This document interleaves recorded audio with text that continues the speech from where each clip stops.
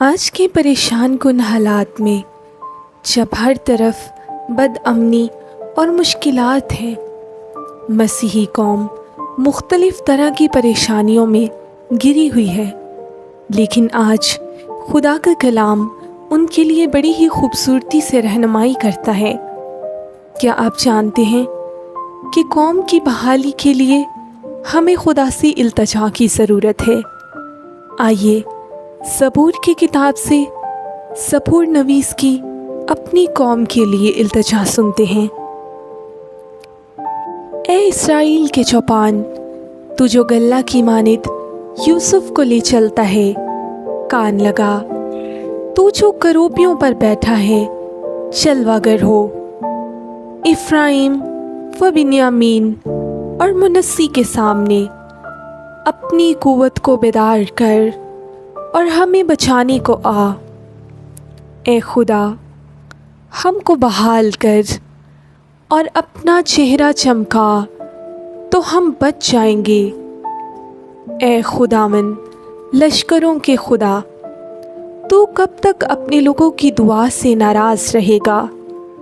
تو نے ان کو آنسوؤں کی روٹی کھلائی اور پینے کو کثرت سے آنسو ہی دیے۔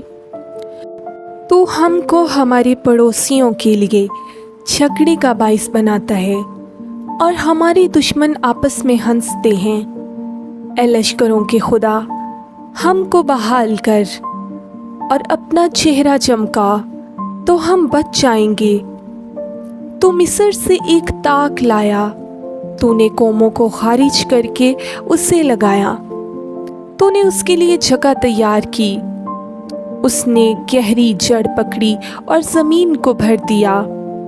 پہاڑ اس کے سایہ میں چھپ گئے اور اس کی ڈالیاں خدا کے دیوداروں کی مانند تھیں۔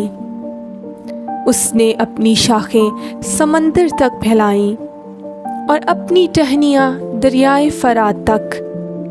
پھر تو نے اس کی باڑوں کو کیوں توڑ ڈالا کہ سب آنے جانے والے اس کا پھل توڑتے ہیں؟ جنگلی سور اسے برباد کرتا ہے اور جنگلی جانور اسے کھا جاتے ہیں۔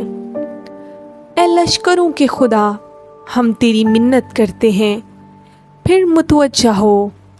آسمان پر سے نگاہ کر اور دیکھ، اور اس تاک کی نگہبانی فرما، اور اس پودا کی بھی جسے تیرے دہنے ہاتھ نے لگایا ہے، اور اس شاخ کی جسے تو نے اپنے لیے مضبوط کیا ہے۔